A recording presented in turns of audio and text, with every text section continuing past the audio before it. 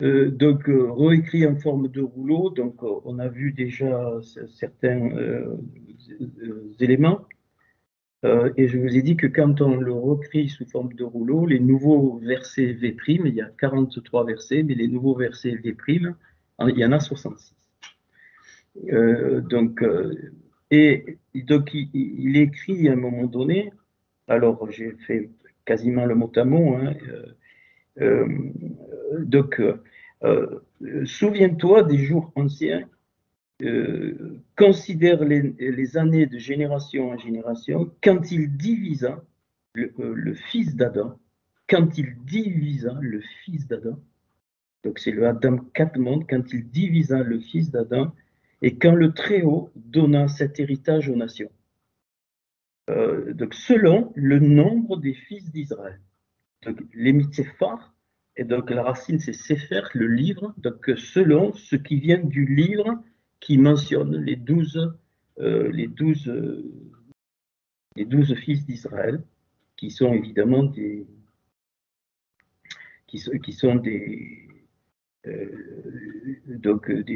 choses où nous pouvons, enfin, qui nous permettent de comprendre un petit peu le cœur. Selon le nombre des fils d'Israël, 12. Donc, mais alors, suivant comment on les prend, hein, donc, des fois, il y a la tribu de Lévi. Or, les Lévites, ils étaient mis à part. D'accord. Des fois, il est parlé de la tribu de Joseph ou d'Éphraïm et de Manassé, ces deux enfants. Dina n'est jamais mentionné, c'était donc une des filles de Léa, donc, qui veut dire donc juste. Mais en fait, si je prends tout, hein, ben, vous verrez qu'il y a 14 en fait. Il n'y a pas 14 tribus, mais il y a 14 éléments, puisque donc Joseph donnera Ephraïm et Manassé. Dina n'est pas mentionné, donc, et puis les Lévites, eh bien, ils étaient donc au centre. Mais ça, c'est pas un souci. Donc ça veut dire que c'est pour ça que le 12 sort d'un autre monde. On achète 6 œufs, 12 œufs. Donc les heures de la journée, pourquoi elles sont divisées en 2 fois 12 comme ça? Pas du tout, ça vient de là. Donc le 24, ainsi de suite. Il y a plein de choses donc, à base de 12, comme la semaine à base de 7 jours, et donc ainsi de suite. Il y a 12 mois, chez les Juifs aussi, un 13e avec le double Adar, pour rattraper le lunaire par rapport donc au solaire. Donc ainsi de suite. On voit que, voilà, même donc les heures sont divisées en 60 minutes. 60, c'est 5 fois 12, et ainsi de suite. Les minutes, 60 secondes, ainsi de suite. Donc 3600, c'est divisible par 12. Les degrés, c'est 360 sur un cercle, c'est divisible par 12. C'est pas sorti comme ça, hein, ça vient de là.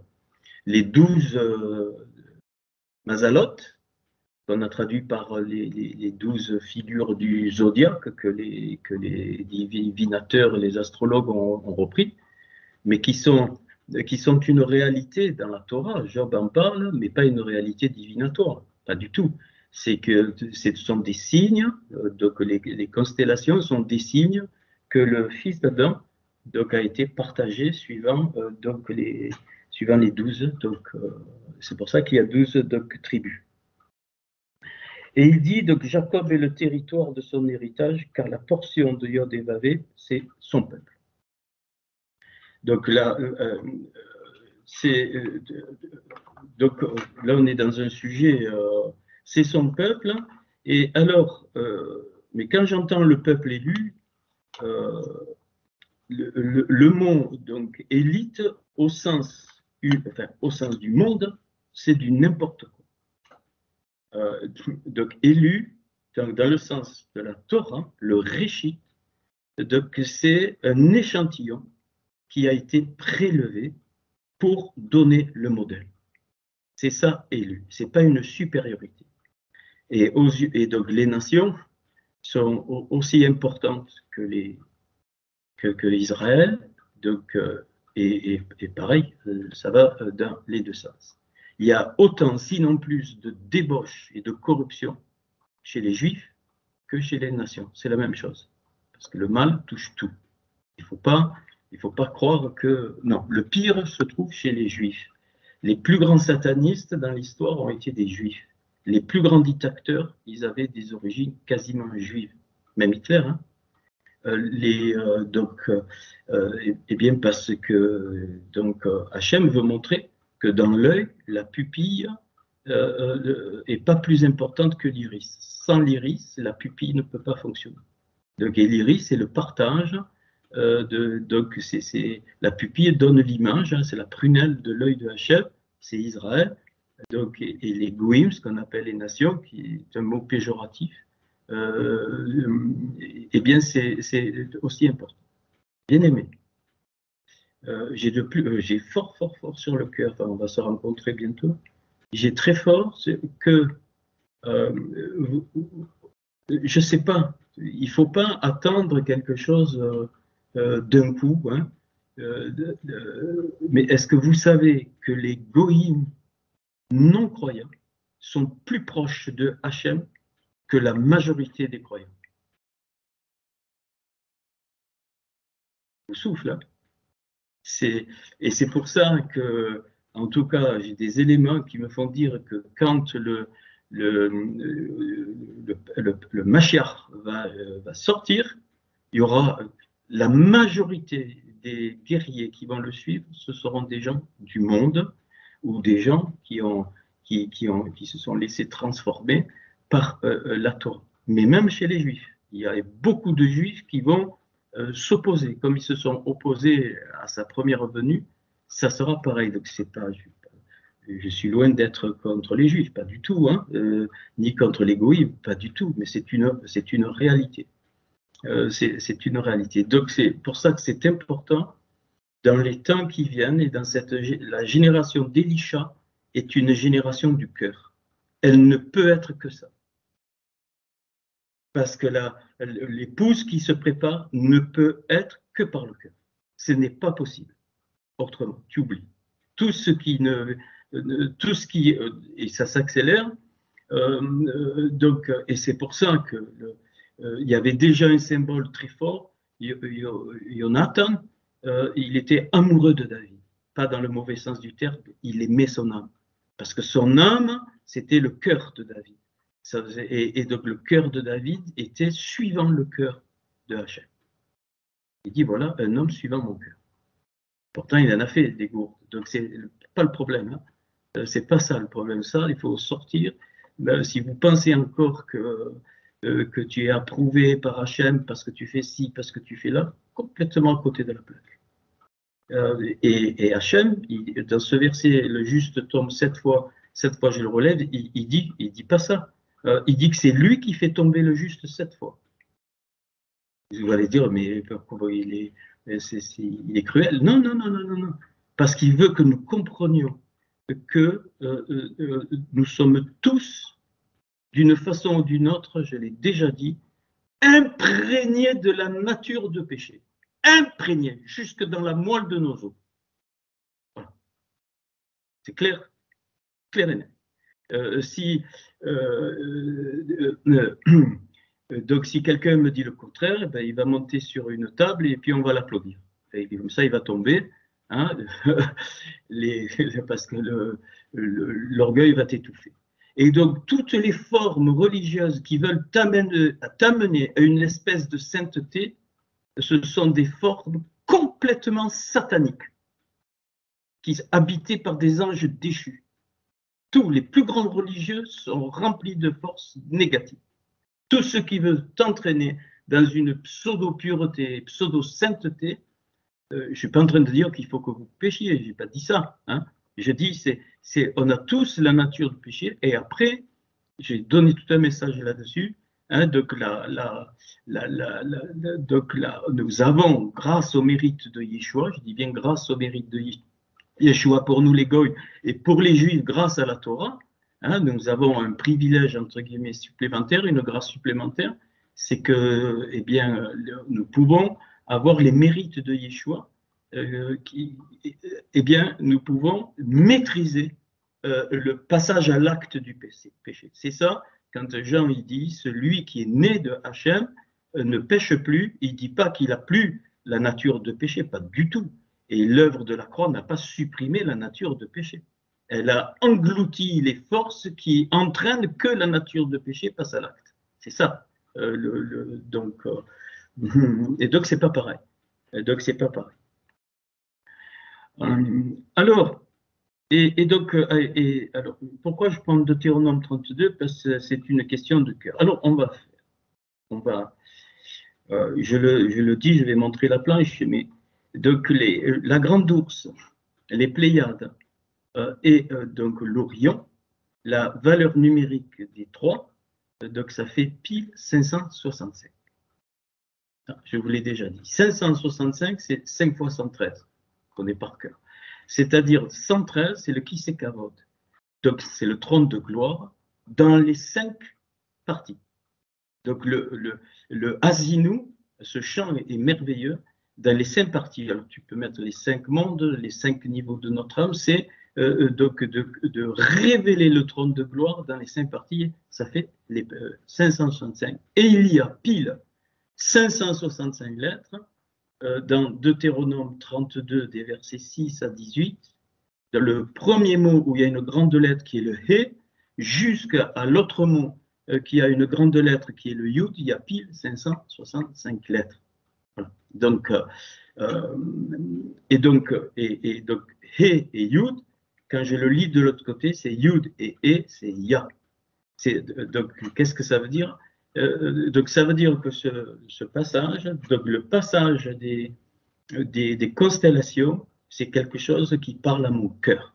Et c'est ça que j'aimerais qu'on regarde donc un petit peu.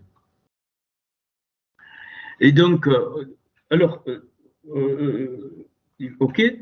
Et alors, il est dit dans ce Deutéronome 32, et dans un tohu aux hurlements de désolation, il le rencontre dans le pays désert. Il parle de quoi? De son peuple. Ce qu'il faut comprendre, c'est que le tohu, donc Hachem, révèle le tohu. Et le tohu, c'est un monde. Bereshit bara Elohim et Hashamayim ve'et haaretz. Ve'aita haaretz, et la terre avait été, la terre, c'est pas notre terre, hein, c'est l'archétype. Donc, tohu va bohu. Tohu, c'est étonnement. Et bohu, surprise. Tohu, c'est-à-dire, c'est un chaos, on a traduit. Et le tohu, c'est le monde donc opposé, avec des principes donc opposés à ce que Hachem veut pour notre cœur.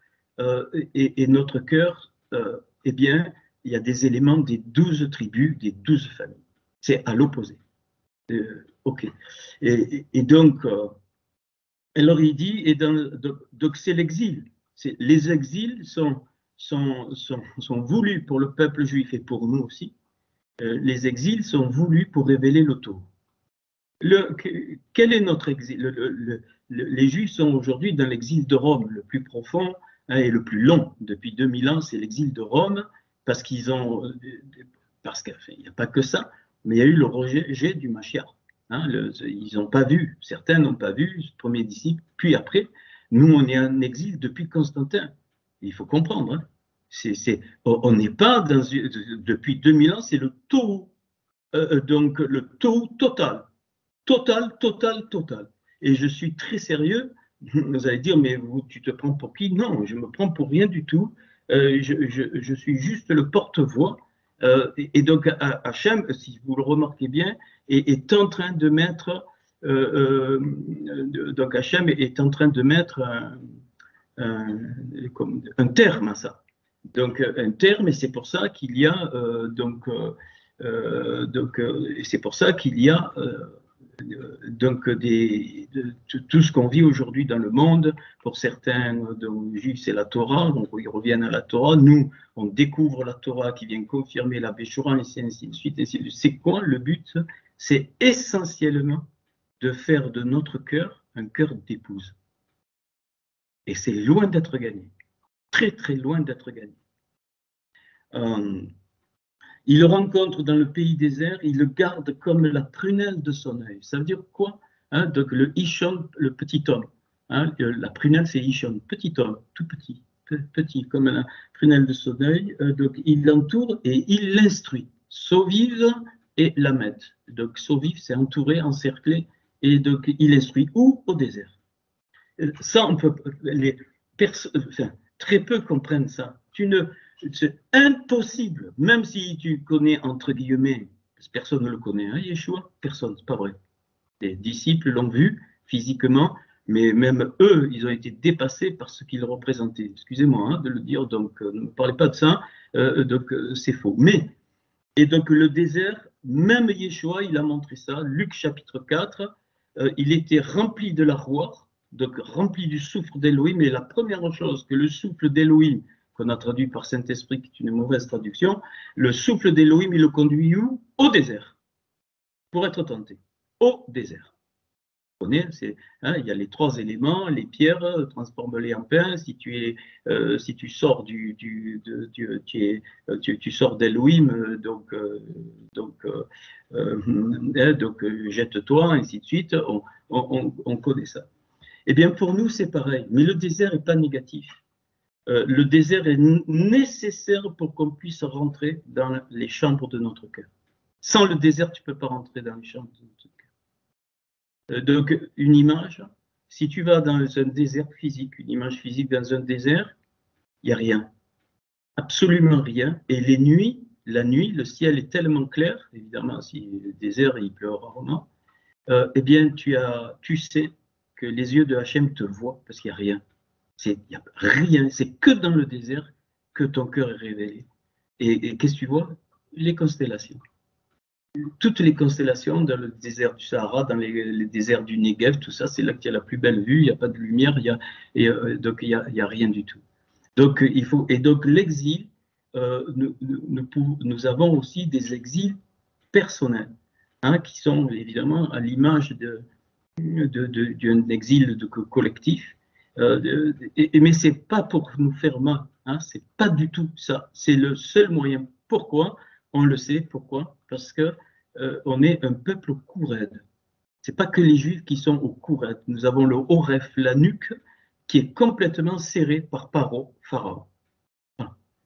C'est-à-dire Pharaon qui sert quoi? Il coupe la relation entre le cœur et le cerveau.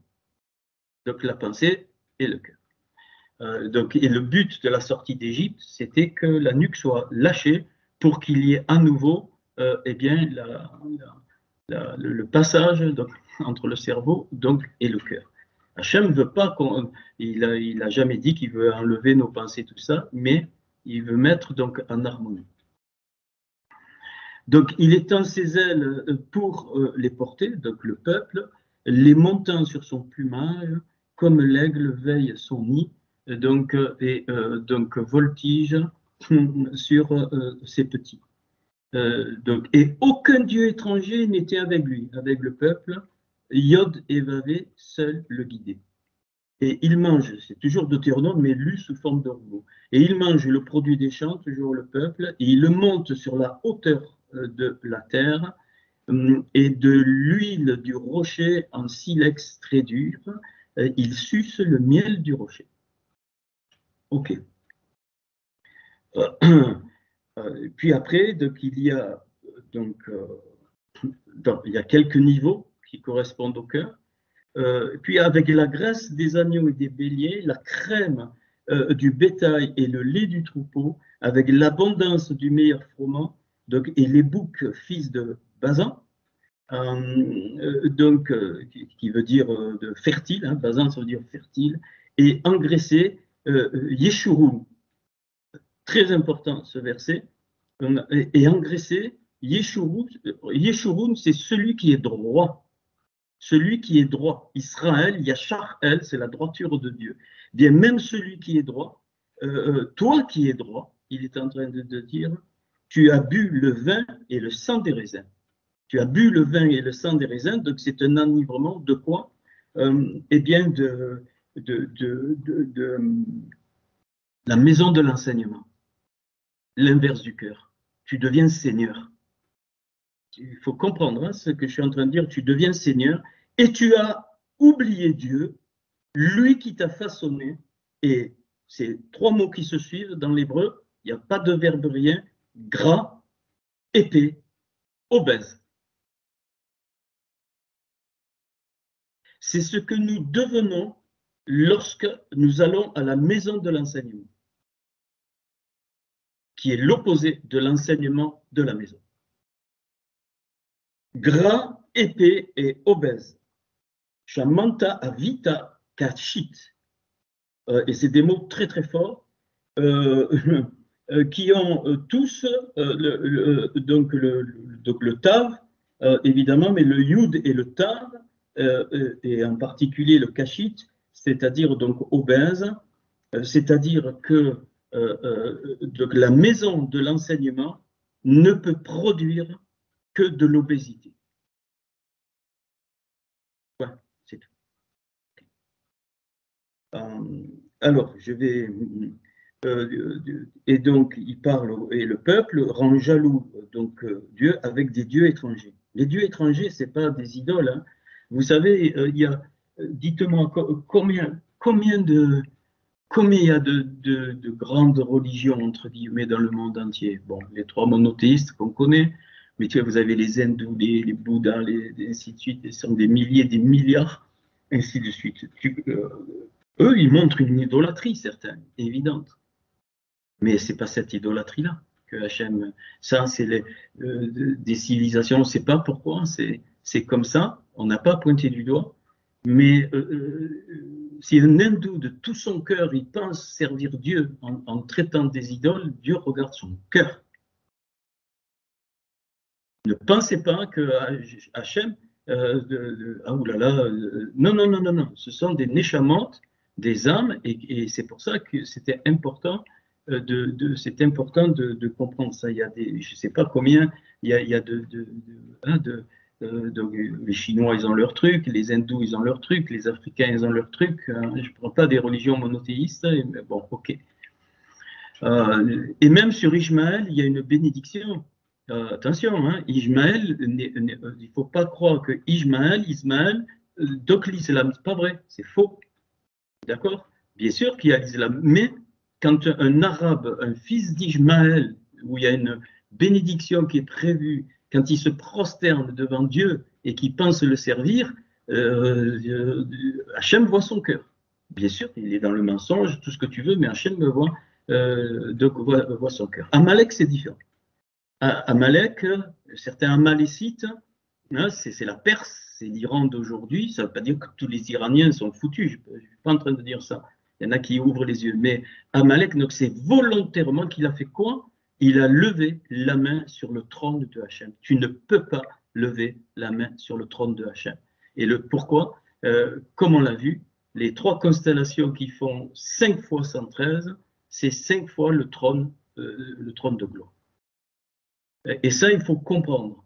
Il faut comprendre que on ne peut pas lever la main, et c'est pour ça que la Torah nous demande de ne pas juger dans le sens condamner. On peut analyser, mais on ne condamne pas dans le sens. Mais alors, ne réduisez pas ça donc, au niveau individuel. Donc, c'est au niveau de l'ensemble.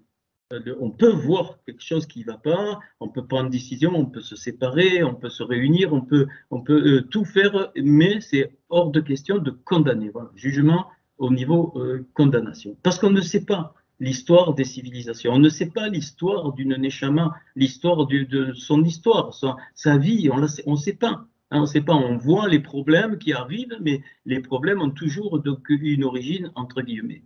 Et donc, et ça, pourquoi je dis ça? Parce que ça rebondit dans notre cœur.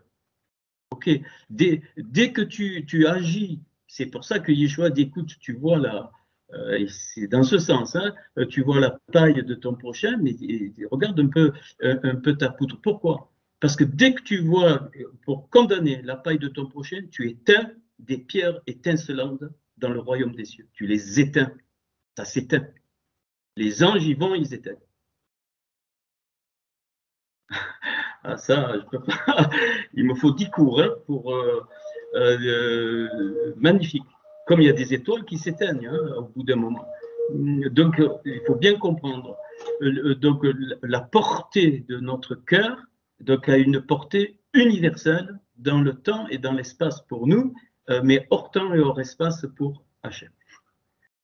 Et ne pensez pas que rien, rien n'est, que tout est comme ça. Bon, non, non, non, non, tout est inscrit depuis toujours, tout est inscrit, tout est là, tout est vivant. Même quand tu es enfant, tu es là. Quand ne pense pas, arrête de partager, oui, j'étais enfant, j'avais 5 ans et j'ai ces souvenirs. Non, non, non, non, tu es vivant. Quand tu écoutes Mozart aujourd'hui, Mozart est là. Tu entends? Tu vas dire, il est fou. Non, non, non, non, non. Quand tu lis les paroles de Yeshua, Yeshua, il est là. Quand tu lis Abraham, Isaac, ils sont là. C'est la nuée de témoins. Mais dans le monde aussi, parce que ce sont des âmes. Je ne parle pas des non-adamiques, hein, je parle des adamiques. Parce que ce sont des âmes. Et là, donc ça ouvre une compréhension du cœur. Je ne suis pas en train d'expliquer le cœur, personne ne peut l'expliquer. Donc pour moi, énorme. Ok. Donc, jaloux des dieux étrangers, et tu es insensible au rocher de son salut. Alors nous, tout de suite, Jésus, le rocher de son salut. Non, non, non, c'est pas ça. Donc le rocher, c'est le soula de son salut, de la liberté. Et vous sacrifiez à des démons, à des chédim, et non à Dieu, avec vos abominations, vous l'irritez. Depuis, des nouvelles sont venues de divinités non connues par eux, et tu as oublié le rocher qui t'engendra. Ah. Tu as oublié le rocher qui t'engendra au profit des divinités non redoutées par vos pères. Et Yod-Heva a été outragé, car tu as négligé Dieu qui t'a fait naître.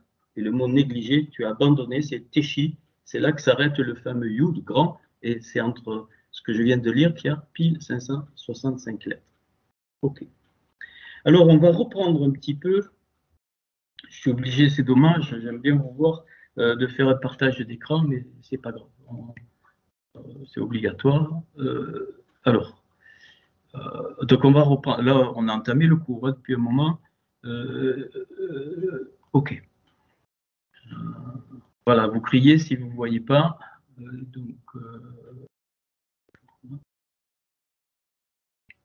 Voilà, avec mes yeux des fois de loin. Alors, je reprends donc les constellations. Donc, il fait la grande ours. Donc, la grande ours, c'est H. Donc, Ain et Shin, donc la racine de Yeshua. Hein, donc Kessil, donc c'est l'Orion, donc Rima, donc c'est les Pléiades. Alors, tu vois, donc H 370, Kessil 120 et Rima sans le Vav qui est le E 75, ça fait 565.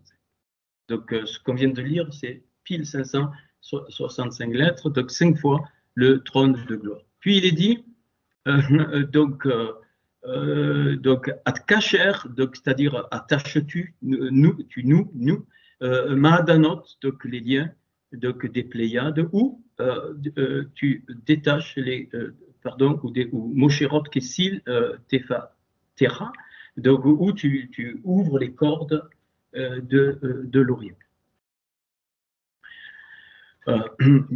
Alors ici, donc, tu vois que les Mahadanot Rima, donc les liens donc, des Pléiades, c'est exactement la valeur de la Torah dans le cœur. Ici, 645, donc Torah Belev, Torah dans le cœur. Alors qu'est-ce que ça veut dire nouer les liens des Pléiades? C'est ce qu'on va voir. Et qu'est-ce que ça veut dire ouvrir les cordes de l'Orient? Donc Mosherot Kessil Tefa Terra, c'est le mot pétard, c'est la porte ouverte. Hein, et donc, alors déjà, donc les cordes de l'Orient, eh bien, c'est le cœur de Yeshua Mashiach. Donc, et je l'ai dit la dernière fois, vous l'avez maintenant sous les yeux, c'est aussi donc le ouvrir, c'est Tal Yeshua Mashiach, c'est-à-dire la rosée de Yeshua HaMashiach, la rosée qui descend du ciel. La manne était comparée au tal, à la rosée. La présence est comparée au tal, ici. donc la rosée ici, donc le tas. Et dans le Deutéronome 32, dans le Hasidou, donc au début, je relis en forme de rouleau ou même direct, c'est pareil, enfin c'est pareil, on voit aussi. Et la terre entendra les paroles de ma bouche, les cieux écoutez et je parlerai. Mon discours se distille comme la rosée, tal, de tête et le lamelle. Donc se distille. Et donc la distillation de la rosée, c'est pour que nous puissions l'absorber. Et mon discours se distille comme la rosée, mon instruction tombe comme la pluie, et comme les douches sur la plante, et comme la verse sur l'herbe. Ici, vous avez le cœur. Vous avez les chambres du cœur, entre guillemets. Une chambre où il faut qu'il y ait la rosée, une chambre où il faut qu'il y ait la pluie, une chambre où il faut qu'il y ait la douche, et une chambre où il faut qu'il y ait de la verse sur l'herbe. Pour reprendre douche sur plante, donc l'instruction tombe comme la pluie et le discours comme donc la rosée. Ah, ok, on continue un petit peu. Hein, je ne peux pas tout. C'est très difficile par Skype de démontrer parce qu'il me faudrait, je l'ai dit, plusieurs plans. C'est pas grave. Hein, c'est Job 38-32 maintenant. Donc voilà, déjà, alors on arrive un petit peu à comprendre un petit peu. On va voir. Job 38-32. Restez jusqu'au bout, s'il vous plaît. Hein. Ne vous découragez pas. Je suis obligé de poser des éléments. Après, vous allez comprendre des choses à la fin. Donc Jaïl et Mazzaroth, donc le zodiaque, donc en son temps. Eh bien, zodiaque à son temps, tu vois, c'est exactement Torah ou Béchora. C'est-à-dire, donc il divise le fils d'Adam, donc suivant les tribus d'Israël, ça c'est la Torah, et puis donc ou la Béchora, et donc il partage, suivant cette division, il partage les nations. Donc, est remarquable. Et la grande ours ici, l'autre orthographe de la grande ours ici, Vayesh. Donc ici, okay. Donc Vayesh ici, c'est exactement les lettres de Yeshua. Donc la grande ours avec ses petits dans un autre. Alors il est dit sur ses fils. Ol, je me suis trompé, c'est pas Nanera, c'est Banera. Donc sur ses constructeurs ou sur ses fils, Taneshem qui les guide. Et là, eh bien, cette expression-là, c'est aussi 565, 5 fois 113. Donc, qu'on vient de voir tout à l'heure, sur les fils qui les guident. Et la grande ours sur ses fils qui guident eux. Et donc, ici, la grande ours est clairement donc, attribuée donc, à Yeshua. Et ça sera le centre de notre cœur. Donc, le principe du Yeshua, donc, c'est le centre de notre cœur. Alors, le cœur, il a un ventricule, une oreillette, les deux, ça fait 2 oreillettes, 2 ventricules, et au milieu, la paroi qui fait la jonction. Comme on est dans le 5, ben on peut dire qu'il y a 5 parties ou 5 chambres. Donc 5 chambres. Ok, ça c'est les versets. Alors maintenant, ça m'a conduit à penser quelque chose. Après, je vais donner d'autres détails. Dans certains éléments que Yeshua va nous donner et que j'ai dû retraduire, je pense que c'est ce soir, c'est super que ça tombe juste avant la rencontre et qu'il n'y ait pas d'autres cours parce que le cœur est fondamental. Mais je vous en prie, essayez de ne pas penser à la façon chrétienne. Je vous en prie. Je ne demande que ça. Essayez de monter et d'ouvrir donc un petit peu. Alors, nous on a traduit. Alors, ne prie pas devant les places, mais quand tu pries, rentre dans ta chambre, ainsi de suite. Qu'est-ce qu'il te dit là? Il ne te dit pas d'aller dans ta chambre et de prier, pas du tout. Il te dit de rentrer dans les chambres de ton cœur. Alors, on le voit petit à petit, je me demande, voilà, ok, je ne vais pas, donc, et toi, Véata, Matthieu 6,6. et toi, donc ve'ata befilatecha, avec, on a mis ta prière. Mais c'est pas ce qu'on pense, hein, s'il vous plaît. Je l'ai mis là, 2 Samuel 22, 27, c'est titapal. Et le mot titapal ici, donc ça veut dire tu montres, c'est-à-dire tu vas montrer ton cœur. Il ne te dit pas de parler, il ne te dit pas de rien de tout ça. Il te dit bif et la terra, avec comment tu te montres, comment tu vas te montrer. Va, beau, magnifique, va redera, dans tes chambres. Donc, dans tes chambres, c'est exactement le mot qui est dit tout à l'heure, que donc les constellations vont dans les chambres. C'est ça, donc, dans tes chambres. Et une autre version, donc j'ai pris les deux, il dit dans ton lit. Donc, ma chérie verra. Et donc, la racine de ce mot ici, je verra, c'est les cordages. Cordage de l'Orient, c'est le même mot. Ici, donc, bon, il y a des versions, ils disent dans tes chambres, d'autres dans ton lit, et ferme tes ségours d'aller terra. Tes portes, ferme tes portes, ferme ta bouche, ferme tes oreilles, ferme tes portes. 444, 4 fois 111. Donc, et 111, c'est 3 fois 37, donc 12 fois 37. C'est-à-dire, comme il y a 12 tribus, donc 12 portes pour le cœur, pour notre cœur, eh bien, il y a 12 mauvaises portes, tu les fermes. Tu fermes ces portes. Alors, pas besoin de les savoir toutes, mais on le sait. Alors, c'est pas non plus besoin d'aller dans une chambre, se mettre à genoux et d'essayer de regarder son cœur. C'est pas ça du tout. Hein, donc, c'est l'expression de toute ta vie par ta vie. C'est ça qui est dit. Alors, regarde, tes portes et ferme tes portes. Je ne sais pas pourquoi on a traduit, moi je vous donne le mot à mot. Et ferme tes portes avec ton témoignage. Beadera, donc, veille pas et prie, c'est-à-dire et montre-toi vers Avira, ton père. C'est-à-dire le principe de la lumière qui est dans le Adam Kadmon. Montre-toi, laisse-toi éclairer. Montre-toi, mais en vivant. Et personne ne te dit d'aller à genoux et t'enfermer pendant 3 jours. C'est pas ça du tout. Hein, en vivant. Donc tu vis tous les jours, ainsi de suite, mais tu te montres. Donc, alors, on continue. Donc, HR Seter, donc, donc, Seter, vous voyez, Soter, c'est Esther, c'est pareil, c'est le même mot, caché, secret. Hein, le Samer, donc le Sod, c'est le secret. Seter, c'est Esther, ce qui se cache. Et c'est Vivive, ce qui entoure. Ce qui entoure. Donc, qu'est-ce qu'il dit? Donc, il dit il y a plein de portes négatives qui entourent. Eh bien, la vie par ton cœur va permettre d'aller au-delà de ces choses qui entourent ton cœur. Et ton père voit, Aroé, donc Vira, donc le principe du père, voit quoi dans le secret, donc dans ce qui est caché, donc de ton cœur évidemment.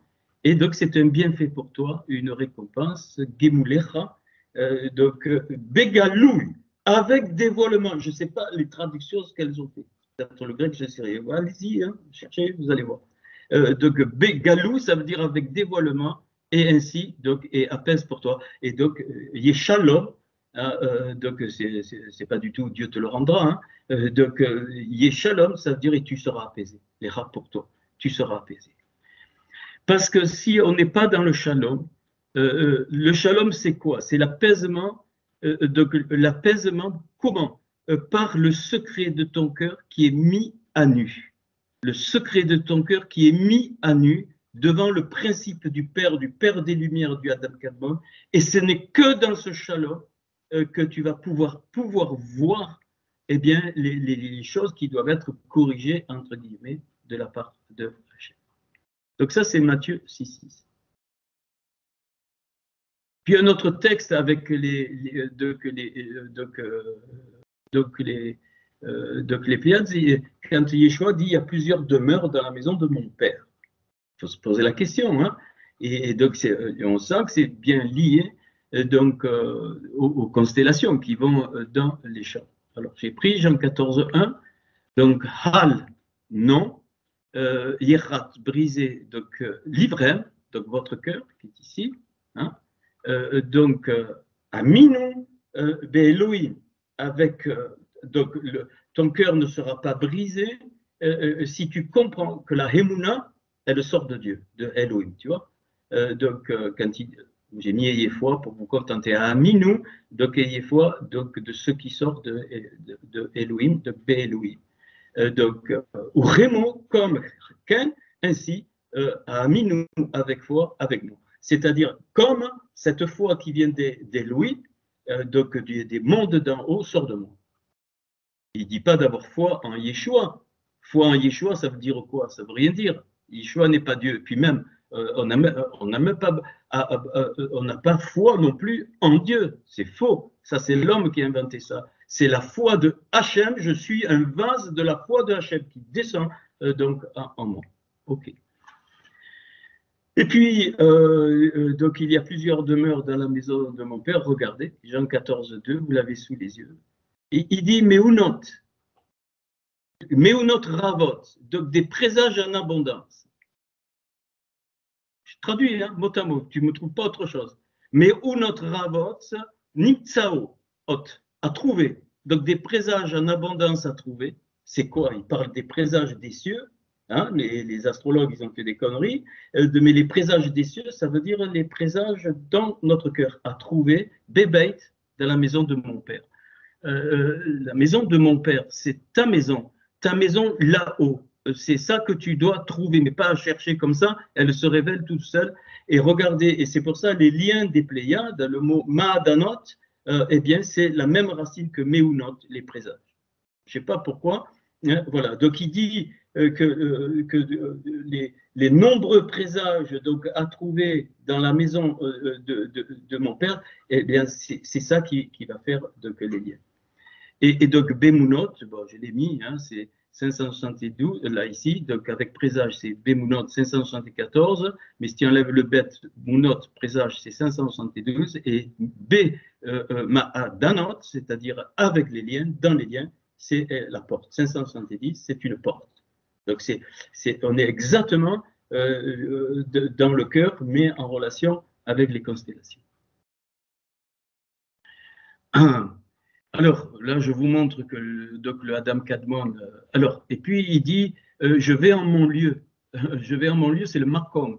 Donc, ici, et donc son lieu, c'est le Yad Makom, c'est-à-dire par le moyen de ce lieu, eh bien, c'est le Adam Kadmon. Ça, j'y reviens pas, c'est ceux qui viennent de l'Est, donc on va le voir. Puis il dira je suis le chemin, la vérité, la vie, à Derer, à Emet, à Chaim, ça fait pile 760. 760, c'est Mosherot qui sont dans les Pléiades, les cordes. Hein, détaches-tu les cordages, c'est exactement le chemin, la vérité donc, et la vie. Ok. Puis notre texte, donc 3, hein, notre texte, donc quand vous les relirez, vous verrez que c'est ce que vous lirez sur la terre sera lié dans les cieux, ce que vous délirez sur la terre sera lié dans les cieux. Et par cœur. Donc voilà. Donc il dit donc et Asher Théaserou. Regarde le mot Théaserou. C'est encore Esther. C'est encore le secret, la même racine. Assour. Donc et Assour, c'est attacher le secret, attacher ce qui est caché, attacher ce qui est à l'intérieur. Hel, donc Aretz, donc ici dans le monde donc, matériel, donc Assour. Donc c'est le même mot. Donc Assour et Yehi, donc attaché sera dans les cieux. C'est pour ça que j'ai dit, pardon, hein, ok. Donc je vais donc expliquer. Je vous ai dit d'aller jusqu'à la fin. Donc Ve'et Asher Tatiru, donc et tout dénoué. Hol donc Haaretz, donc il dit donc Moutar, c'est-à-dire demeure donc sera dans le ciel. Vous savez qu'il y avait 12 tribus, 6 pour la bénédiction et 6 pour la malédiction, hein, du mont Gérizim et du mont Ebal. Ok. Eh bien, la malédiction, c'est attacher ce qui ne doit pas être attaché. Et c'est libérer ce qui doit être attaché. Et la bénédiction, c'est le contraire. Ce qui doit être attaché, ce qui doit être lié, il faut que ce soit lié. et ce qui doit être attaché, pardon, et ce qu'il faut qu'il soit libre, ça doit être libre.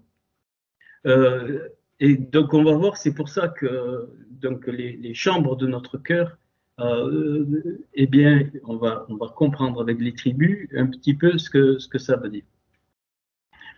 Donc ici, je vous ai mis Tatirou, donc qui est la valeur, parce que c'est donc important. Quand il est dit de détacher les cordages de l'Orient, c'est ouvrir, hein, c'est ici le mot 888. Et le mot ici dénouer, donc Tatirou, c'est 1016, c'est-à-dire 888 plus 128. 128, c'est Vetsalav.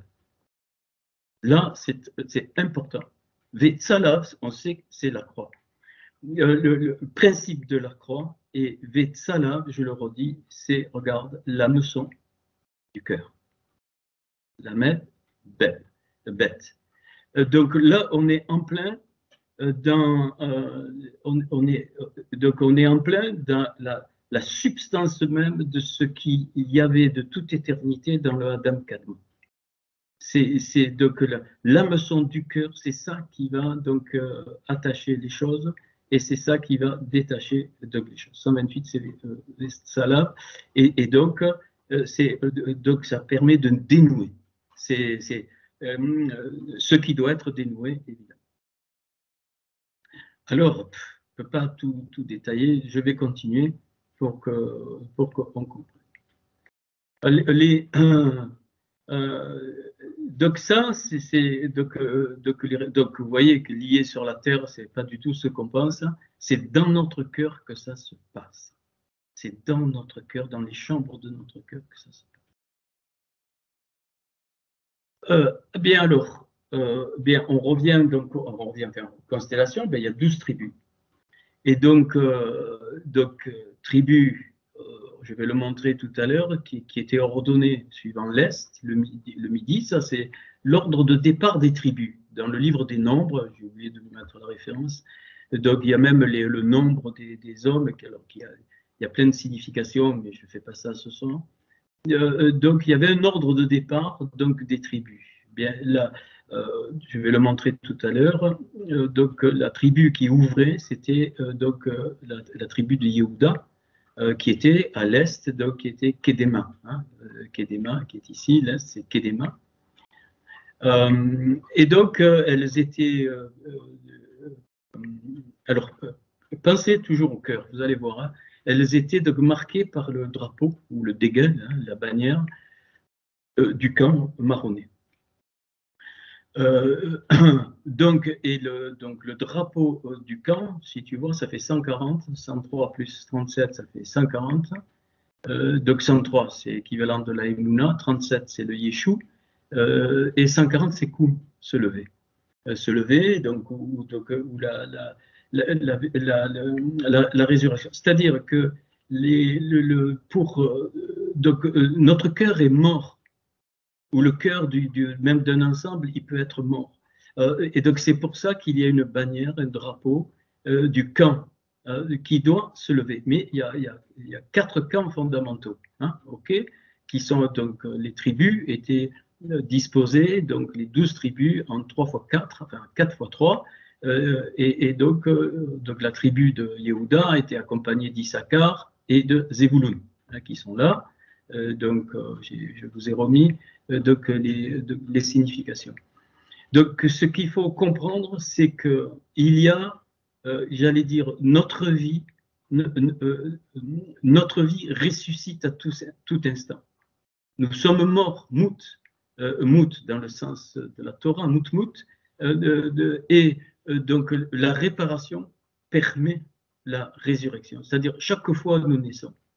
Notre vie, dans les éléments importants, est une naissance. Donc, Yehuda part en premier, accompagné d'Issachar, je ne sais plus où je suis, voilà, accompagné d'Issachar et de Zébouloun. Ok. Et donc, à chaque tribu, il y avait un prince de la tribu caractéristique. Donc, et pour nous, c'est un principe. Eh bien, pour Yehuda, c'est le Narshon, donc celui qui est du serpent. Et ici, le serpent Narash, là, ici, il n'est pas négatif. Narash, ça représente aussi le Mashiach. Hein, c'est la même valeur. Narash 358 et le Mashiach 358. Donc ici, c'est ceux qui sont donc du Mashiach, du serpent de guérison dans le fameux désert, donc fils de quoi? De Aminadav. Aminadav, ça veut dire mon peuple généreux. Donc, déjà dans les chambres de ton cœur, il va falloir trouver il y a un éclaircissement sur la générosité, parce que la générosité vient de quoi? De loin. Elle vient de l'huile, et l'huile, c'est le Mashiach. Ok. Issachar, donc c'est un salaire qui est donné, son nom il veut dire ça, et donc lui, son prince, c'est Netanaël ben Tsuar, c'est-à-dire le don de Hachem, alors fils de la petitesse. Comprends, ici c'est très important pour nous. Tout le monde, sans exception, est un don de Hachem. Tous. Mais moi, j'ai pas de don, lamentable. Ça, tu dégages ça. J'ai pas de don. Non, non, non. Ta vie, rien que le fait que tu aies eu des enfants, c'est un don. Hachem t'a utilisé pour mettre des néchamots au monde. Pour une femme, pour un homme, pareil. Donc, il va falloir régler ça dans la chambre de notre cœur. Oh, moi, je n'ai rien, je suis humble. Non, non, non, non, non. Tu n'es pas humble. C'est qu'il y a un problème. Hein, et quel que soit, quoi que tu es. Donc, ça, c'est cette tribu, enfin, ces trois tribus qui appartiennent à Yehuda, qui ouvrent. Hein, donc, c'est les premiers qui partent et c'est eux qui ouvrent le chemin. Donc, Zébouloun, mon Dieu Père, fort. La force ne peut pas venir de chacun de nous. Elle ne peut pas venir. C'est pas possible. Donc ça, il faut capter ça. Donc, et la force vient uniquement des mondes d'en haut. Et les mondes d'en haut, c'est le principe de la lumière. Mon Dieu Père, c'est le Hava, c'est le principe de la lumière. Et donc, et c'est ça. Pourquoi? Parce que personne ne possède tout ça. Hein, mais c'est seulement ce qui sort de Hachem. Notre partie de notre cœur à régler. Enfin, à régler, à comprendre. Hein, c'est OK. On passe à Réhouven. Réhouven, vous voyez donc un fils, progéniture, donc Élitsour, donc le prince Élitsour, donc chez Déiour. Donc, c'est-à-dire, alors, mon Dieu rocher, donc fils du champ de lumière. La lumière est tout autour de toi dans ton cœur. Il suffit que tu ouvres la porte pour qu'elle rentre. Aucun effort. Tu dis, mais comment? Rien qu'en écoutant la Torah, si tu n'essayes pas de dire je veux tout comprendre, tout ça, la lumière elle rentre. Donc, et à ce moment-là, tu deviens un élitsour, c'est-à-dire que Hachem est ton rocher, pas dans le sens chrétien. Hachem est ton rocher, c'est-à-dire tu sais très bien que ton étincelle, elle est d'en haut et que tu es né avec tout. Donc forcément, la lumière est déjà en toi, mais elle est cachée. Elle est cachée quoi? Par toutes ces portes qui entourent l'obscurité. C'est pour ça qu'il est dit ferme tes portes, ferme les portes qui te donnent l'obscurité, pour trouver donc, cette lumière. Shméon, celui qui entend, et évidemment, celui qui entend, celui qui réfléchit, celui qui essaie de comprendre, entre guillemets, donc la Torah. Et c'est pour ça que dans cette génération d'Élysée, il y aura des vrais enseignants, pas des conneries et des conneries et des conneries et des conneries que je ne peux plus supporter. Des vrais enseignants qui vont, qui sont loin pour ça, dans la Torah, pour donner des lumières, et pas tout le monde est appelé à ça. Et donc ce prince, le prince qui dirige ça, la tribu de Chiméon, c'est Dieu Maté, et il est fils de mon rocher puissant. Voilà. C'est pourquoi? Parce que quand tu entends la Torah et qu'elle devient vie dans ton cœur, alors tu es dans le shalom. Pourquoi tu es dans le shalom? Parce que tu n'as plus besoin de prouver quoi que ce soit. Je vais massacrer, bien-aimé, plein de choses. Si je vois de prouver quoi? On n'a rien à prouver. Rien, rien, rien à prouver. Voilà.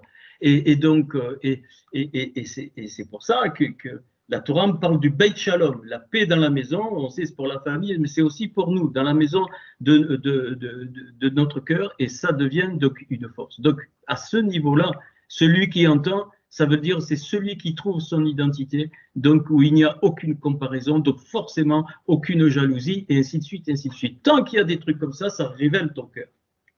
Ça révèle le cœur, des parties du cœur qu'il faut, tous, on a des aspérités dans le cœur.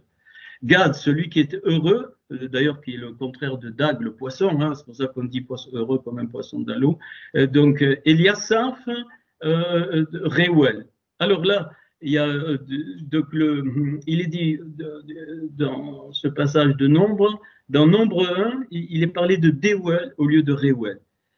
Bon, et donc quand il y a une anomalie comme ça, c'est que ça nous apprend quelque chose. Donc Dieu, il regarde, en fait, il ajoute, ça veut dire il ajoute quoi? Il ajoute l'amitié avec la connaissance. Hein, Reuel, ça veut dire Dieu connaît. Et forcément, c'est pour ça qu'Abraham était appelé ami de Dieu. Ami de Dieu, c'est connaître, pas dans le sens connaître, expliquer, pas du tout. Donc c'est joindre la différence. Et donc comment tu deviens un ami de Dieu quand tu arrives à joindre la différence avec tes frères et sœurs? Celui qui dit qu'il aime Dieu et qu'il n'aime pas son frère qui est juste en face de lui, nul, zéro. Tu peux pas. Si vraiment tu aimes Hachem, tu aimes ton frère. Et aimer son frère, ça ne veut pas dire que tu es d'accord avec lui. Non, non, non. Ça veut dire que tu acceptes l'autre façon de voir, qui peut être différente et qui tu rentres pas. Donc Dieu ajoute quoi? L'amitié à la connaissance, c'est-à-dire donc à la notion, on peut dire donc du corps ici. Puis après, il nous est dit, donc après ces 6 tribus qui ouvraient le chemin, les Lévites sortaient, hein, donc le camp des Lévites, je ne vais pas le faire, donc le camp des Lévites, je vais peut-être en parler tout à l'heure, le camp des Lévites qui eux-mêmes donc avaient donc un ordre. Les Lévites étaient constitués de 3 familles. Vous vous souvenez, les Gershon, les Merari et les Kéatites, hein, les 3 familles. J'ai fait un schéma qui entourait donc le donc le Mishkan, hein, qui entourait, il y avait une disposition particulière donc des tribus avec le Mishkan. Alors après donc les Lévites, eh bien on passe donc à l'ouest, Yama. Alors Yama 55, ça révèle quoi? L'épouse. Terminé. Hein, c'est bon, ça c'est donc Éphraïm de fertilité. Donc la fertilité de la pupille et la fertilité de l'iris, donc la fertilité des Juifs et la fertilité des Goïms, j'en parle pas. Et donc le prince, c'est donc Elishama Mihoud, c'est-à-dire Hachem, Shema, comme Israël, Shema, il entend, et mon peuple splendeur. Il entend quoi, Hachem? Il entend quoi? Il entend les cris de ton cœur. Il entend les cris de ton cœur. Et tu sais qu'il te voit comme Od. Tu vois le mot ici, j'ai mis splendeur parce que c'est le mot Od ici. Donc le He, le Vav et le Dalet, c'est Ami Od. Ami Oud. Donc, et Ami Oud, c'est mon peuple splendeur. Mais tu ne réalises pas comment Dieu voit son peuple. Tu ne réalises pas. Tu réalises pas. J'ose dire quelque chose. Il a mis toute sa émouna pour son peuple. C'est pour ça qu'il le voit Hod. Alors, comment peut-on ne pas nous voir comme Hachem nous voit? Et donc, et Hachem entend les cris de notre cœur. Tu n'as pas besoin de faire du bruit. Tu peux être sûr que toute ta vie est entendue. Tout, sans exception. Pas besoin de demander rien. Il entend tout. Et donc, et c'est ça. Il n'y a pas de technique. Il n'y a pas de technique de connexion, il n'y a pas de technique de faire pour acquérir rien, absolument rien. Si vous ne redevenez comme des petits-enfants, vous ne verrez pas le royaume et vous n'entrerez pas dans le royaume. Manaché, c'est celui qui oublie, donc, et le prince de cette tribu, donc c'est Gamliel, de Pédatsour, Ben Pédatsour, c'est-à-dire ma récompense de Dieu, et par le rachat du rocher. Donc le rachat du rocher, c'est-à-dire que, alors, évidemment, donc ça c'est le Adam Kadmon, et donc le rocher c'est la réduction, mais aussi par le rachat du rocher, c'est le rachat que les lettres procurent dans, les lettres de la Torah procurent dans ton sang. Le sang, évidemment, des énergies de ton âme. Hein, et les lettres de la Torah, c'est ça, le rachat du rocher répare les énergies, les supprime, celles qui doivent être supprimées, et c'est la récompense de Dieu. C'est ça, Manaché. Et ça, souvent on oublie. Hein, donc on oublie l'effet de la parole, on oublie l'effet de la Torah sans la comprendre, on l'oublie. Alors on peut se décourager. C'est simple hein, ce soir.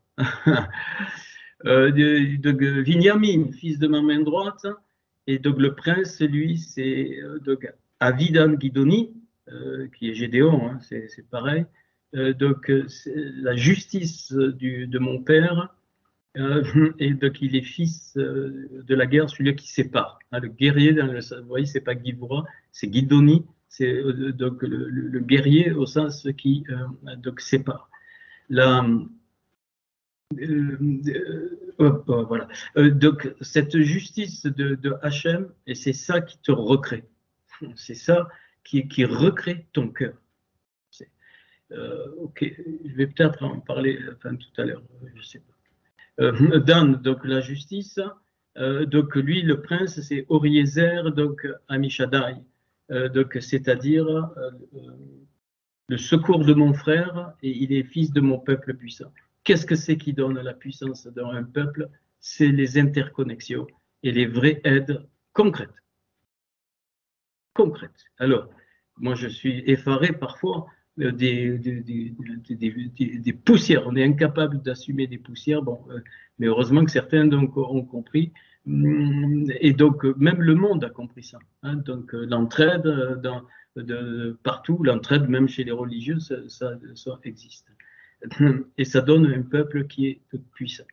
Ça, c'est des éléments qui vont être, ces 12 portes, c'est des éléments qui vont se développer dans la génération d'Élysée. La génération d'Élysée sera une génération du concret, très, très, très concret. Ok. Donc, Asher, qui veut dire aller droit, c'est Yachar, et c'est la rencontre, Dieu nous rencontre.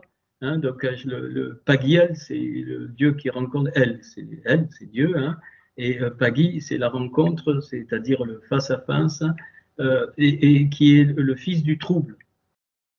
Ne t'entends pas, écoute bien, quand Hachem travaille, forcément, tu es troublé, tu es dérangé. Donc ça, c'est normal. J'ai oublié de dire, c'était Tsifona, donc le nord, c'est le symbole de la richesse. Tsifona, c'est le symbole de la richesse. Et enfin, Naphtali, qui est mon combat.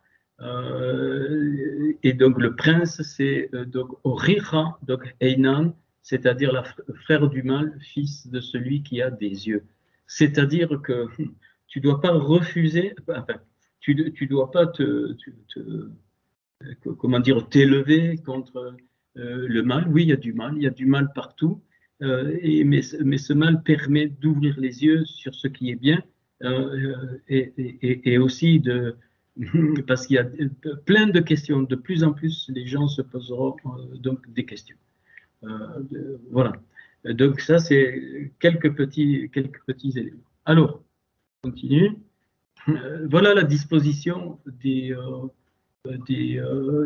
tribus. Alors, vous verrez ça, vous avez la planche. Alors, ce que j'ai trouvé, donc, bon, la correspondance des pierres et des tribus, vous la connaissez, je vous les ai déjà données. Donc, enfin, en regardant un petit peu, Ruben représente les lois de la nature. Je crois que je vous les ai dit, mais on va voir autre chose. Donc, Judas, c'est l'âme, et Aser, c'est l'harmonie. Ok. Lévi, c'est le peuple. Zabulon, c'est l'individu. Et Binyamin, c'est l'alliance. Ok. Alors, vous avez déjà ici deux champs. Allez, le ventricule et l'oreillette, c'est comme ça. Puis, ici, Dan, avec la hyacinthe, mais ça, c'est les pierres, ça va avec. Donc, c'est l'autorité. Les gloires, Nephtali et Gad, c'est donc la royauté. Et en bas, dans l'autre chambre, Shiméon, Issachar, Yosef, c'est sagesse, intelligence et amour. Sagesse et intelligence, date, c'est pareil, l'amour, la date, c'est la même chose. Ce qui était très intéressant, c'est que quand tu ajoutes ici, vous avez le détail, vous pourrez vérifier, les valeurs donc, des tribus et des pierres, donc ça, eh bien, au total, tu obtiens, j'ai oublié de mettre la décomposition là, de 73-18, mais c'est pas grave, c'est ce que je voulais montrer, ça fait 73-18, mais on va le voir dans la prochaine étape. Il ne faut pas oublier les Lévites qui entourent le tabernacle avec les tribus donc autour, qui l'entourent sous forme de bêtes, mais renversées. Je vais le montrer tout à l'heure. Donc bête, ça fait 2. Donc 73, 18 et 2, ça fait 113, 20, 60 fois 122. C'est-à-dire que les 12 tribus qui sont donc des 12 portes de notre cœur, eh bien, 60 c'est l'épouse et 122 c'est Tsalah, la croix, la moisson du cœur. Même la disposition du camp révèle, révèle le cœur et ce qui se passe dans notre cœur. Alors, c'est ici.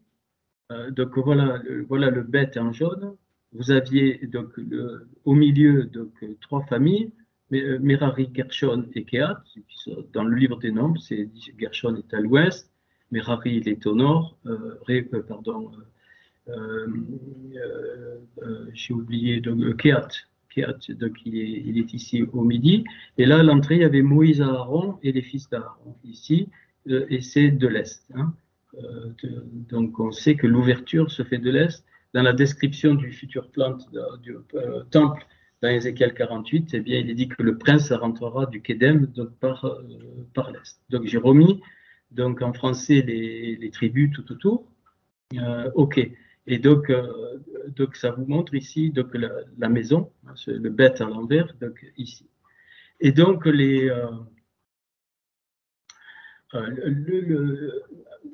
voilà, donc, et l'ordre c'est 1, donc ils ouvraient, donc Yehuda, le principal Yehuda avec les deux, ils ouvraient, ils partaient en premier, puis en second, puis les Lévites donc s'ouvraient, et puis hop, les trucs, et donc vous avez, quand vous faites une ouverture, vous avez la croix, sans problème.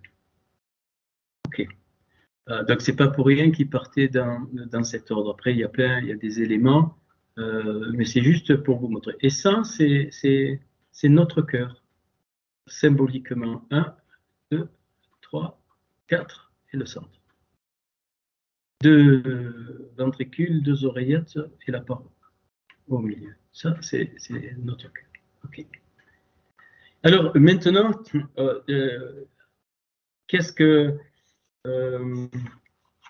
qu'on peut apprendre avec ce qu'on a vu donc tout à l'heure, hein, lié, délié?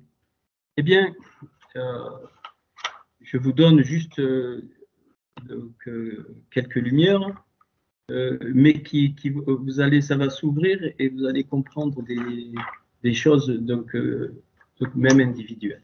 Ok. Alors, je présente d'une autre façon. Je vais le présenter avec les constellations. Alors, j'ai donc la grande ours qui est au milieu, ici, la paroi. Et puis, donc, droite et gauche, ou gauche-droite, ça dépend comment. Donc, on le regarde. Donc, les Pléiades, les Pléiades donc, et l'Orion. Et donc ici, donc, à Tkacher, donc nouer. Qu'est-ce qu'on doit nouer? On doit nouer par l'humilité, on doit se nouer, s'attacher à la vérité, ici. Donc, à l'opposé, l'orgueil nous fait nous attacher des aliments, toutes sortes d'aliments.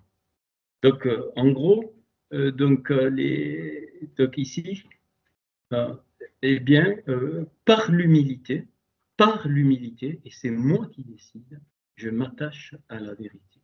La vérité ne peut pas sortir de l'orgueil. Je ne peux pas m'attacher à la vérité par l'orgueil. Ce n'est pas possible. Donc, il est impossible de dire je connais toute la Bible par cœur, donc j'ai la vérité. Qui est complètement à l'opposé. Impossible. Et donc, l'humilité, c'est quoi? C'est reconnaître ce que je n'ai pas.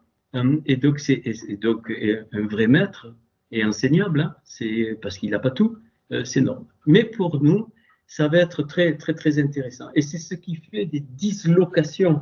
Les Neshamot qui vont découvrir la Torah, beaucoup sont disloqués totalement. C'est pour ça qu'il faut rattacher ce qui a été détaché. Eh bien, eh bien, maintenant, on va faire avec les tribus. Eh bien, on doit attacher le peuple aux lois de la nature. Qu'est-ce que c'est les lois de la nature? C'est les Elohim. C'est-à-dire qu'on doit reconnaître dans notre monde, la réalité de notre monde matériel, qui n'est pas le monde des civilisations dites civilisées, pas du tout. Ça, ce monde-là est un monde virtuel.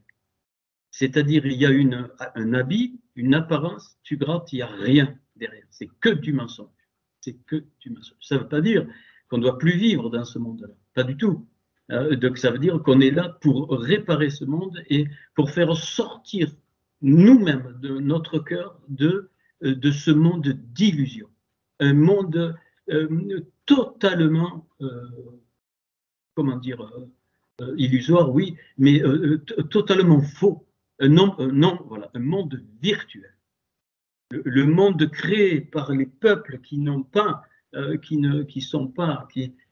vont pas chercher la substance, l'essence même de la vie, l'essence de leur pourquoi sur la terre. Mais pourquoi je suis venu sur la terre? Pourquoi? Je vais te dire, je vais le résumer pour parler à Hachem.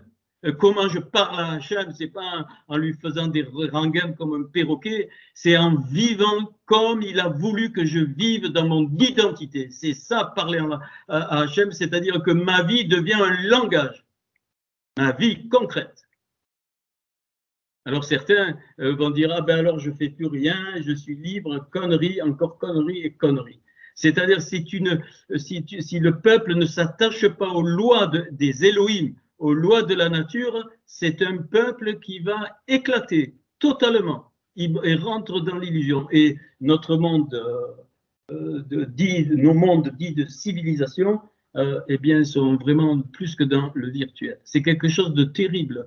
Et donc là, le cœur, pour beaucoup, est rempli de virtualité. Bien sûr, on peut pas, il faut, comme il dit l'apôtre Paul, usant du monde comme n'en usant pas. Ça veut dire quoi? Ça veut dire, oui, j'utilise les choses de l'illusoire, mais je sais que c'est illusoire et il peut y avoir des côtés pratiques, mais ça ne vient pas eh bien, me lier. C'est pas l'illusion qui va le lier, non, je vais m'attacher aux lois d'Élohim. Je vais m'attacher. Là, je me lie aux lois d'Élohim parce que c'est lui qui les a créées et donc elles sont éternelles. Donc c'est ça que j'appelle les lois de la nature.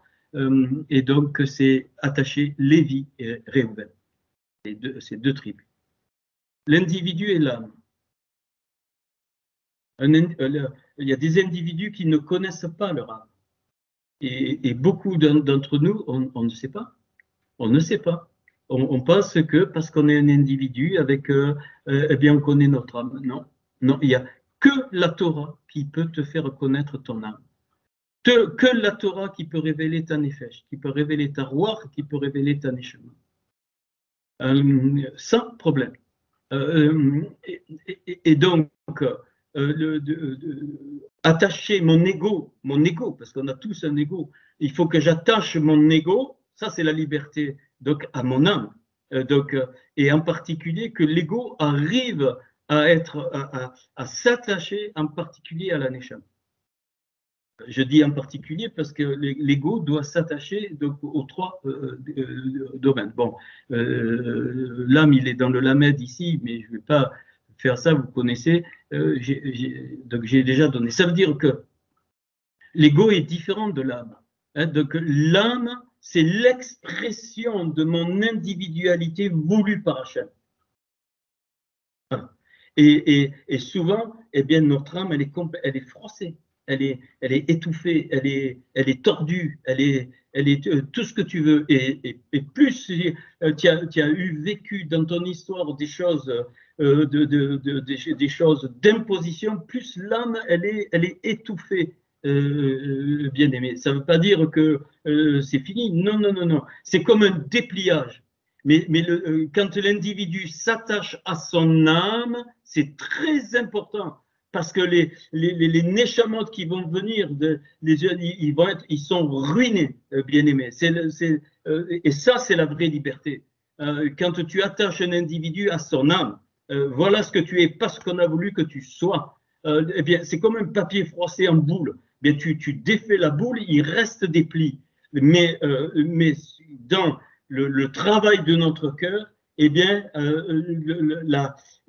notre désir de Hachem va jusqu'à défroisser les plis. C'est-à-dire que la feuille, elle redevient vierge comme si elle n'avait pas été étouffée.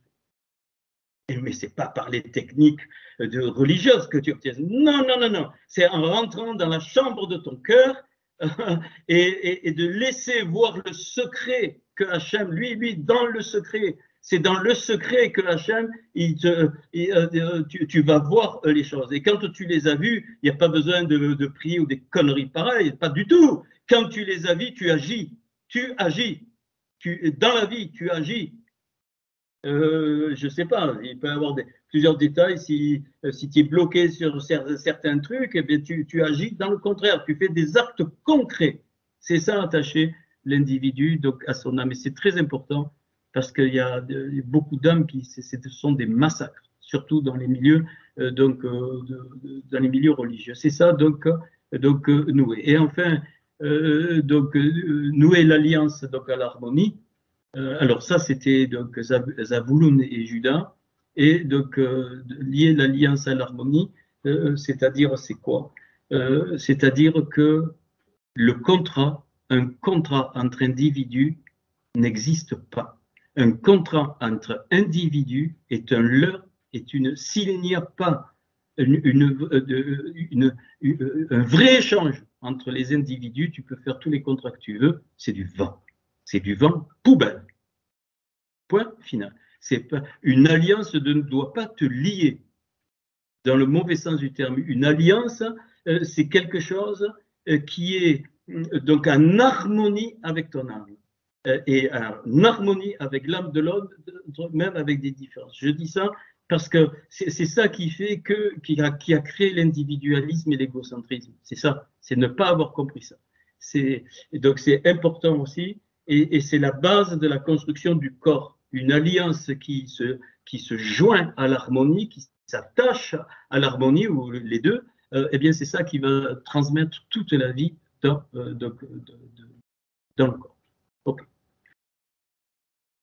Maintenant, donc on passe de l'autre partie. Donc l'autre partie, eh bien qu'est-ce que c'est qui doit être libéré, qui doit être dénoué, qui doit être détaché dans la substance, c'est la émouna. La émouna, mais pas la nôtre, on n'en a pas. Hein, donc la émouna que Hachem a mis, enfin qui fait descendre, comment? Par l'amour. Par le Ahava, c'est ça qui va donc libérer.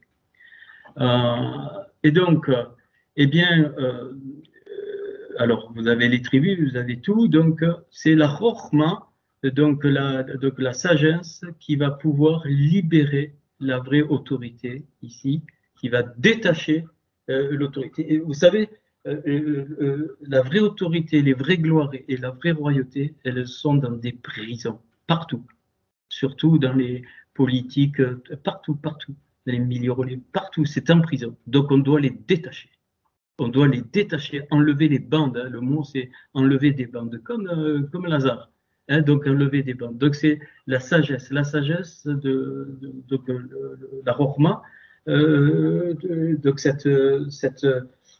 cette parole conceptuelle qui me fait remonter à l'essence même de ce que c'est donc l'autorité, une vraie autorité, donc qui est nécessaire. Une vraie autorité est nécessaire. Hein, c'est les lois de la physique ont autorité parce qu'elles sont éternelles, elles s'appliquent. Sinon, ça serait un désordre total.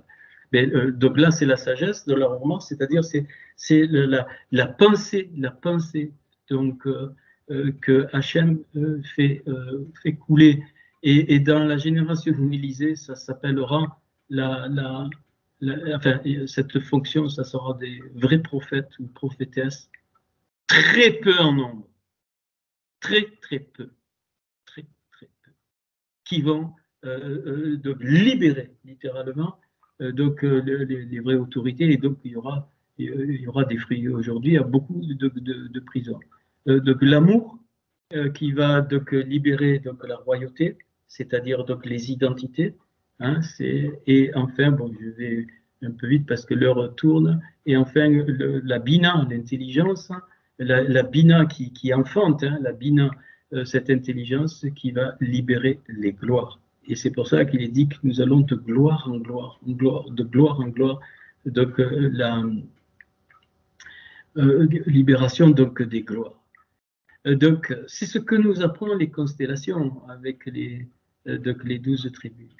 Alors, quand le symbole pour cette partie-là, donc l'amour, bon, j'ai mis donc, qui libère donc la Emouna, bien le symbole, c'est le tzadé final. C'est comme un arbre, vous voyez, tac et tac, qui ouvre donc sur la liberté et donc qui fait donc respirer. C'est la dernière lettre de Etz, l'arbre, et donc c'est la première lettre de Tzalav, donc la croix. Ok. Et de ce côté, eh c'est le seul qui lie les choses d'en haut avec en bas, c'est le Lamed.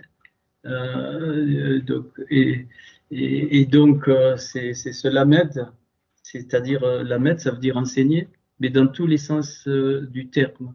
C'est-à-dire ta vie est un enseignement total. Et donc, si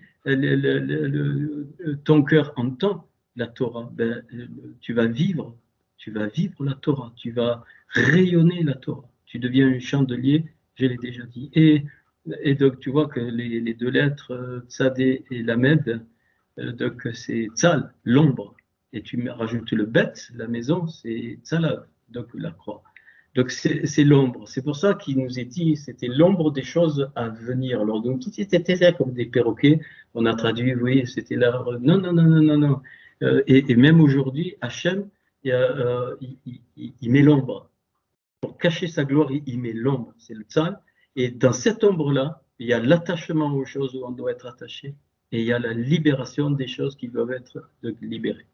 Et tout ça est centré par la grande ours, donc ici, donc le Hayesh, qui est la racine de Yeshu, je l'ai dit, et qui va amener donc l'union de la foi et de la vérité qui va donner donc la lumière, et l'union de l'amour et de l'humilité qui va donner donc la vraie connaissance.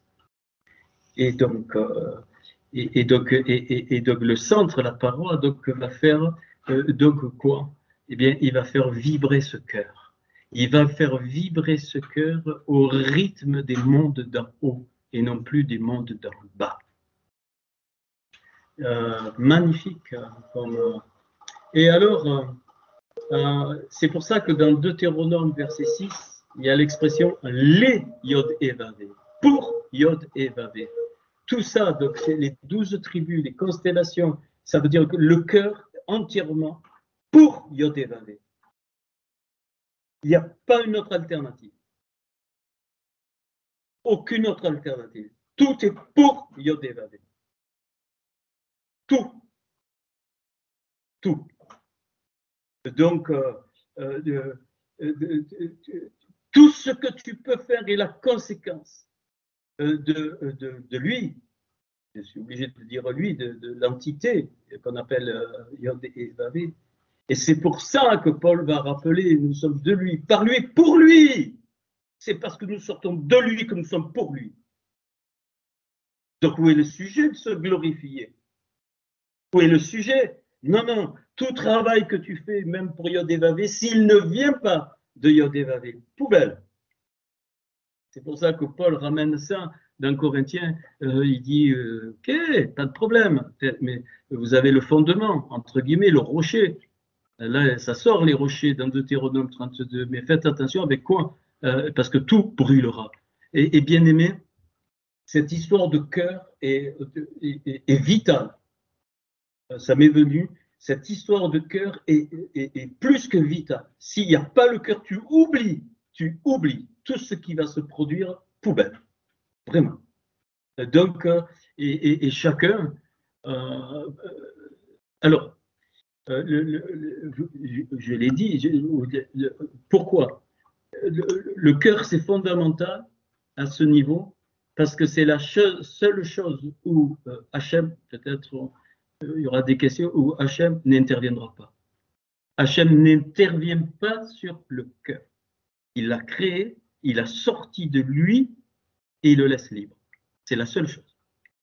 Il a décidé, enfin, j'ai compris ça, quand je dis il, c'est pas une personne, décider que nous avons un cœur autonome et c'est à nous à travailler le cœur. C'est pas Hachem. Pas Hachem. Alors vous voyez, on est loin des messages chrétiens. Et comment on travaille le cœur? Pas en faisant, non, en vivant. Et puis au fur et à mesure que les choses, eh bien, là où on doit attacher, on attache. Là où on doit dénouer, on dénoue. Ok. Et alors c'est pour ça que donc, ces 5 parties, ces 5 chambres, on peut dire, ben, correspondent au Lamed pour donc Yod et Vav et.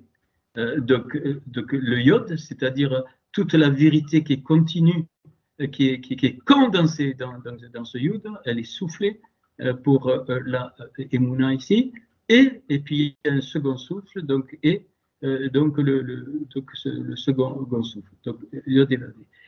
Et comment personnellement maintenant, ou ensemble, on va voir la rencontre, comment on peut rentrer dans ces dimensions en faisant le Tite Palalou. Et quand je dis faire le Tite Palalou, je ne suis pas en train de dire de prier, au sens que tu le connais, non, non. Comme Yeshua, il a dit, voici comment vous devez prier. Tite Palalou, et la réponse est Abinu. Notre Père, on descend dans les mondes, je vous ai fait donc le message. Ce n'est pas ce soir que je vais le refaire, il faut du temps. Et donc, c'est pour ça, ici, il y a le Tav. Ouais. Maintenant, on remonte à l'envers. Le Tav, les deux. Donc ici, Hot, ici, c'est la lettre. Donc, il manque le Aleph, c'est pas grave, c'est la lettre qui vient d'en haut, c'est donc Hot. Et donc ici, donc To, c'est le début de Tohu. Donc, j'allais dire, donc la Torah, c'est le début de Torah. Hein, eh bien, la Torah te permet donc la réparation de ce côté-là, c'est-à-dire la vision de ce qui doit être attaché et ce qui doit être donc dénoué. Et donc, c'est donc la bouche ici, mais et c'est pour ça que le mot œuvre, c'est pélé aussi, c'est par la bouche, c'est-à-dire, c'est pas parler. Je l'ai déjà dit, c'est pas parler de la source, c'est que la source, eh bien, sorte par la bouche, et si la source sort par la bouche, on œuvre. Donc le P ici, c'est pas la bouche parler, c'est le langage. Ma vie devient donc un langage, ok, et donc et je monte dans les mondes, la mettre, donc et la mettre. Et donc et ici, quand on relit, donc li c'est pour moi, pour Hachem, et donc Léa, donc pour elle, c'est-à-dire c'est pour donc son épouse, et les deux remontent, c'est pour ça qu'il y aura l'énonce l'eau, c'est-à-dire pour lui. Et ici, Laïla, c'est la nuit, Laïla, c'est pour lui, pour moi, donc pour elle, eh bien c'est caché. C'est caché dans cette ombre qui est représentée donc par la nuit. Donc voilà un peu. Ok. Alors, chose importante, c'est que notre cœur nous appartient. Et Hachem n'interviendra jamais dans notre cœur. Voilà un petit peu un complément du message de mercredi dernier. Et après, il faut rentrer dans la pratique. Donc, dans la pratique, ben, c'est pas difficile. Il faut vraiment, j'allais dire, une ouverture du cœur. Alors là, c'est le comble que je dis. Hein. Voilà, j'ai fini. Je vais arrêter l'enregistrement.